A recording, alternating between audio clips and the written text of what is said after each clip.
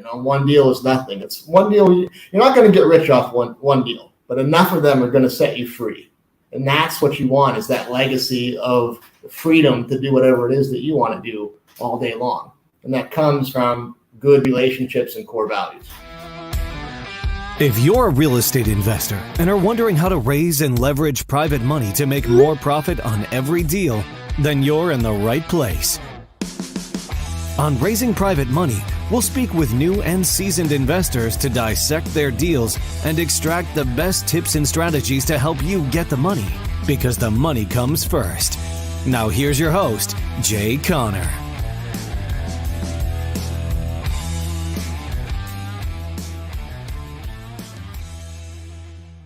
A lot of people struggle to raise private money, but what if you were able to buy real estate with none of your own money and always bring home multiple checks on every transaction you do? Well, that's exactly what my guest does on a regular basis since 2016, and he's raised millions in private money. Today, I'll be talking with my good friend, Steve Szumigale, also known as Real Estate Steve. Now, Steve is going to share where he finds these lenders and how you can too. Steve's private money strategy has completely transformed his real estate business. So if you want funding for your deals without ever needing any of your own money to do your deals, don't miss a second of this episode. So, Steve, how much private money have you raised anyway? Well, Jay, about $2 million, and we have access to more. $2 million. So when I ask you how much private money have you raised, what kind of money are we talking about? Who are you borrowing this money from? Anybody that would like to earn a higher rate of return safely and securely. And so what I did was I made a top 50 list and just let everybody know how successful Freedom Sky's business has become. And then explained to them that we can offer them rates that are 1,000% more than the common rates that they get on such smaller investments like bank CDs. I mean, understand that if bank CDs are paying you a point and you give them 2 points, that is 100% more. So if we're offering between 8 and 10%, that is 1,000% more than they would get on a normal, regular investment vehicle.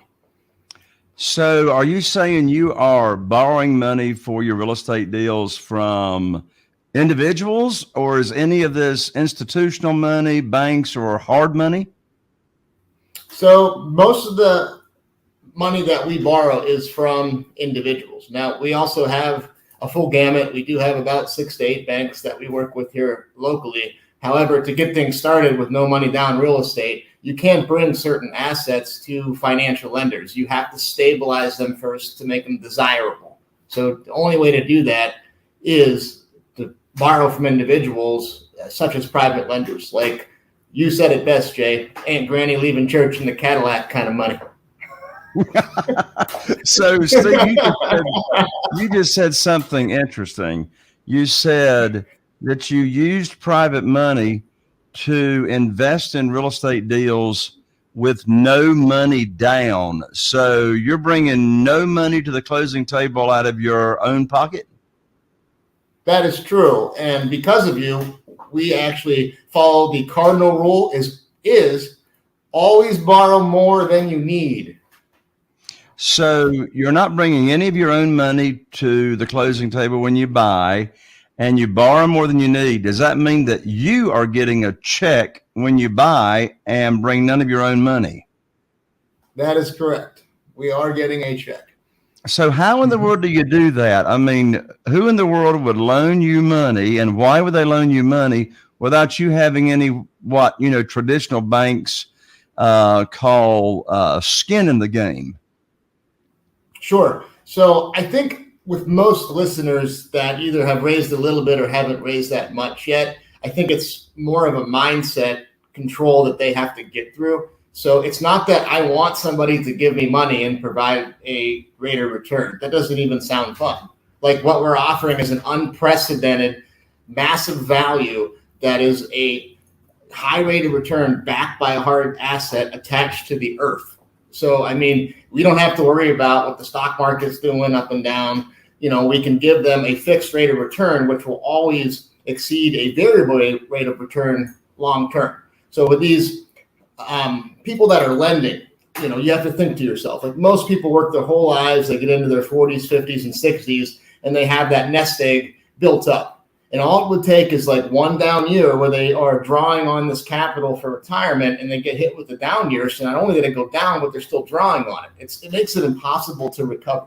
So preservation of capital is the very first most important thing to somebody that has built a nest egg. And a fixed rate of return will always exceed that of a variable rate of return, especially if the preservation of capital is first and foremost, like the first position mortgage is on a piece of real estate. So when you started investing, what year did you start investing in real estate? 2016.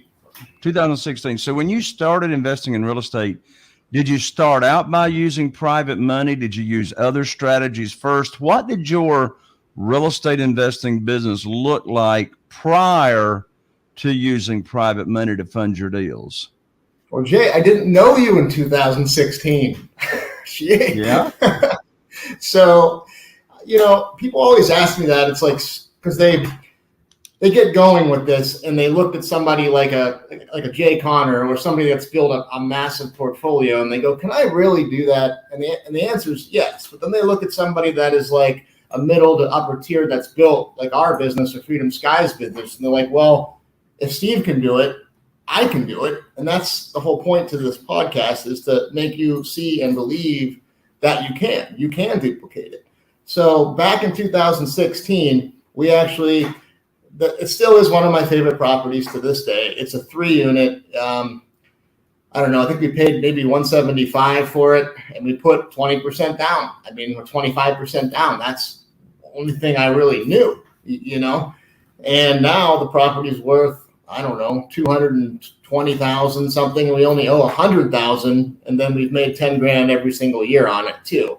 But that's like a slow way to build wealth. It truly is. It took 5 years. And we had to personally guarantee it.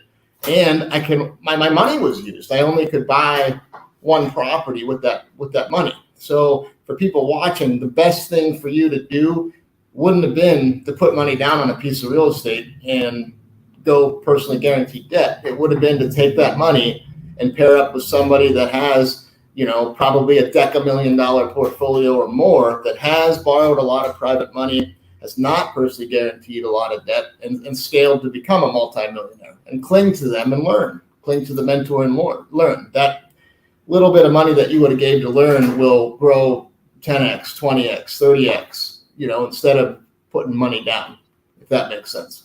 So that very first real estate deal that you did, you used the local bank. You used like traditional funding, right? Right. And did you do any other type of deal? So you started in 2016. How long did you invest in real estate prior to starting to use private money? My first private money loan was in the end of 2017, I want to say. Okay, so you'd been doing it for at least a year. So in that first year of investing in real estate, how did you fund your deals? I'm sure you did some other deals. I mean, did you do I didn't know any better. You know what I mean? It was kind of like I wanted to buy more, but I didn't know how. And then everybody was like, "You don't need money to buy real estate." And I'm like blown away, like when somebody told me that, So it just took watching somebody like you and linking up with multiple gurus to teach me that there is no other way to buy real estate besides no money down and private money and creative financing. I mean, that's what we do. Yeah. So did you do any creative financing, or did you buy any houses, say like on terms with, seller financing or subject to the existing note prior to starting to use private money?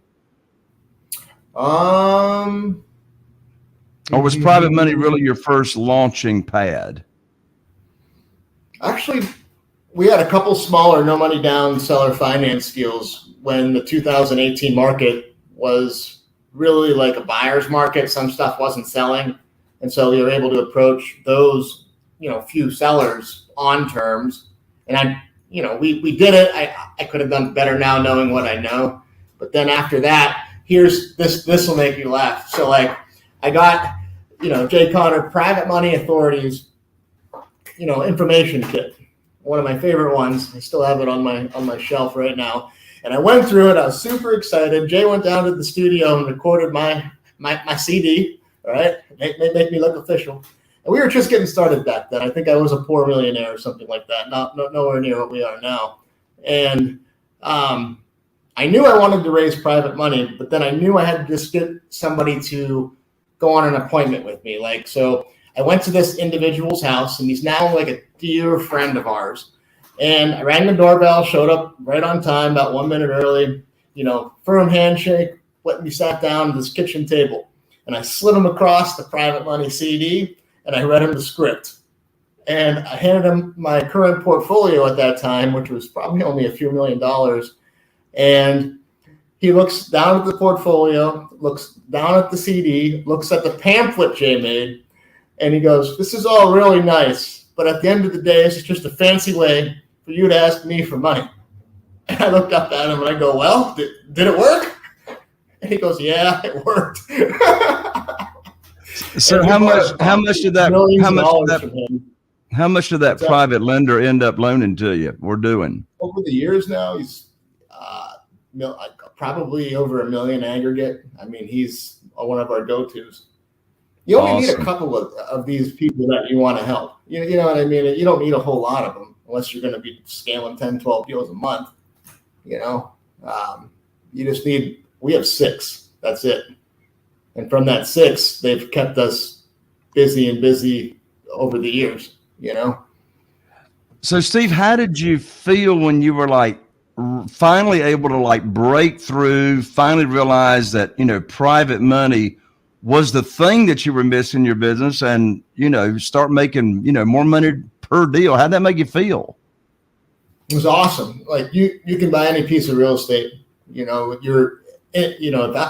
always tell people, if I didn't have a limited lifespan as we all do, and I could live for infinity, it might take me 10,000 years, but I could own the whole world. You think like that. It's true, because if you know creative financing and you know private money, it's an unlimited amount of real estate that you can buy. And it's not the property you're buying the challenge around it. So, disease, death, displacement, separation from a spouse, and then the ultra rich that don't want to be inconvenienced with a move will always be forever rotating amongst the properties, if that makes sense. Sure. Well, Steve, I tell you, I am so excited about this brand new private money guide that I just recently finished writing, and it's called 7 Reasons Why Private Money Will Skyrocket Your Real Estate Business and Help You Build Incredible Wealth. And this guide I've just written will put someone on the fast track to getting private money and never missing out on a deal because they didn't have the funding for it. And so you can go to right now, www.jayconner.com/money guide.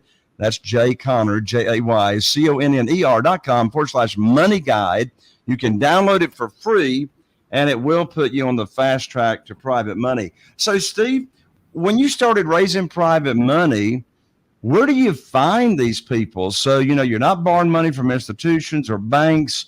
These individuals are not hard money lenders. Where in the world do you find them? So if you know the people that have, $1 million or multi-million-dollar net worth, right? Everybody knows who they are. Everybody knows who had a good career, and everybody knows who has like IRA capital that's, literally just sitting there. And so once you get good at real estate investing, and once the other people start turning an eye, they're like, and you get, your portfolio is built up, people start just to really watch this. And then you just tell stories to people, like how you made this person a whole bunch of money and how it was a fixed rate of return, how it's, backed by a hard asset attached to the earth and only 75% leveraged all in, and then the good word spreads. And then people honestly just start to call you. I mean, they really do once you burn through that top 50 list. So, there's different strategies for raising private money. I mean, you can be at a networking event talking about private money. You can be at a social gathering. You can actually have a intentional private lender luncheon where you invite potential private lenders to a luncheon and you teach them what private money is. Of all the strategies that you've used to attract private money, what is your favorite strategy for locating it and doing business with these private lenders? Right now in our business, it's relationship. I take them out to lunch. We'll take them out to a waterfront, nice lunch, and we actually get to know them. Like they'll come over, they'll swim in my pool. We'll go to dinners. We go to events. Like they become a friend. A lot of them do. Mm-hmm. So these people are most of them people you already had a relationship with? So here's what I'll get total give. Ready? So some of them we've had a relationship with, but I'll let you know a little secret. The secret is on these seller finance deals that involve the ultra rich. Now the ultra rich is like greater net worth than, why don't we say $2 million, right? I mean, that's just a very conservative amount. So once they go to sell real estate, they don't want to be inconvenienced whatsoever. They're just going to go buy their next piece. They're going to move. They're probably not going to list it. They are very susceptible to seller financing. And oftentimes, a lot of them have life insurance policies that have bought the other assets with a loan against them. And so in order to accomplish the move stress-free to them, they will extend seller financing in a first position, matching the same rate as what the life insurance policy would have gave. Now, the secret is when we lease option those to a tenant buyer and a couple of years later, those ones usually get cashed out, right? Now, that person doesn't need the money. It's true. And we go back to them and I go, hey, you're getting cashed out early. Like it wasn't our intention. This is just the way it works sometimes. However, I have a solution for you. What if I could pay you a high rate of return that is much higher than the life insurance policy? Would something like that interest you? And then, of course, you know what they're going to say next. And then you go into it with them. What if we transferred, and borrowed on a first position on this property over here and we were able to pay 8%? And we've converted, I can say at one time, like $200,000, $300,000, $400,000 just transferring like that. Interesting, Steve. Interesting. So just to make sure we're perfectly clear, what's the difference between private money, like you're talking about borrowing, and say hard money? What's a hard money lender versus a private money lender? So a hard money lender is in the lending business, right? So they're going to want anywhere between 12 and probably 18% on the money. They're going to ask for a personal guarantee. They may require an appraisal on the property. So those ones you can't really, it's just they're in the money business. Some of them play with 5 million, 7.5 million, and they rack it at 15%. Now they're always there. They're in any city. I mean, they're good for a loan. However, it's a big spread of the deal that you're going to give up working with them, So we only use those types of lenders if we've exhausted all the money that's out there with the private lenders first, if that makes sense. What's your favorite reason or favorite reasons to use private money, say, instead of hard money or any other type of funding? The closing is smoother. So once you have a attorney that you know and trust and that wants to work with you on the creative financing deals, one, they want to work with you because you're going to be a frequent flyer to them, and also that you know your stuff and you're not going to mess things up and create more work for them. They like the private lenders better, and so do we, because the paperwork's just so much easier and it's easier to be streamlined, and it doesn't come with like a huge stack of paperwork and involving another attorney. The list goes on and on. So the simplification of closing is the preferred way with the relationship-built private lenders. So when you say the closing goes so much smoother, what do you mean by that? How is a private money loan smoother than, say, traditional funding, institutions, hard money, et cetera? Oh, because there's just so much more paperwork. with the other way. And they won't even wire the funds in until they get all the paperwork back and then check it over. And then if there's any changes, they're going to send it back. And it's just so much more work for everybody. I mean, half the time that we do private money loans, the money's already there. We just have to button up the paperwork, for the next couple of days. So you're saying, are you saying that you're able to close your private money loans quicker than using traditional money and funds?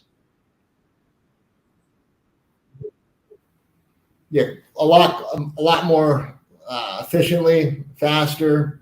And by the time we get to the closing, it's just kind of small talk. There's no nuts and bolts and unfinished things that have to happen to get the money to be able to be loaned. Right. Now, how are you protecting your private money lenders? Are you borrowing unsecured money? Sometimes, actually. Most of the time they're in first position. I'd say 90% of the time they're in a first position mortgage. Now, some of them, if they are concerned about, having to go through the foreclosure process, to alleviate that, we have offered a deed in lieu of foreclosure for a non-payment, which makes them not have to foreclose. Now, you're in business to help people. If you're going to not do things the right way and not operate by a certain, core values, the people shouldn't have to chase you if something's going to go haywire, right? And also, you should reach into your own pockets and some way to restore them to whole. They're not going to lose money. I'm not going to allow it. You know what I mean? And that's the mentality that you have to go into that, because it's not just one deal. We're in this for the rest of my life, right? We're in this for the next X. One deal is nothing. It's one deal. You're not going to get rich off one deal, but enough of them are going to set you free. And that's what you want, is that legacy of freedom to do whatever it is that you want to do all day long. And that comes from good relationships and core values. Well, Steve, I've got one question left for you before we call this show a wrap. And that is, when someone is a real estate investor, they've never raised private money before, but they want to raise private money, what is the best way, from your experience, what advice would you give to someone wanting to raise private money that's never raised private money before, and the best way to get started? What advice would you give them? The advice that I would give you is invest in yourself first. Show the lender that you've taken education very seriously and have paired up with people that have walked the walk and talked the talk. And only then will you take your unequivocal excellence and your core values to them. And also, at that point, you should have a deal, right? So at the end of the day, this is about attracting motivated sellers and finding an awesome deal. So if you have, those three things, right, and you bring it into a lender and you take a swing at it, it's like the stars have aligned. Because not only do you have the vehicle for them, but you've proven that you invested in yourself. That means that they're completely comfortable with knowing that they're going to get paid back. And once they're completely comfortable with getting paid back, which is the very first important thing, and then the high rate of return backed by a hard asset safely and securely, they will lend to you. Awesome. Steve, thank you so much for joining me here on Raising Private Money. I really appreciate you, my friend. Jay, you are a true friend. Changed my life for sure. You took Freedom Sky's business to another level, and we are forever grateful. That's awesome, Steve. Thank you again for joining me. And thank you, my listener, for being right here on the show with me today. I really appreciate you showing up. And I also appreciate if you found this show to be of value. Be sure to like, share, subscribe, and even more importantly, give me a 5-star review. I really appreciate that. 5 stars in a review as to how this show impacted your life. And one more thing, be sure and share this show with someone that you think would enjoy it as well and get value from it. I'm Jay Connor, the Private Money Authority, wishing you all the best. Here's to taking your business to the next level.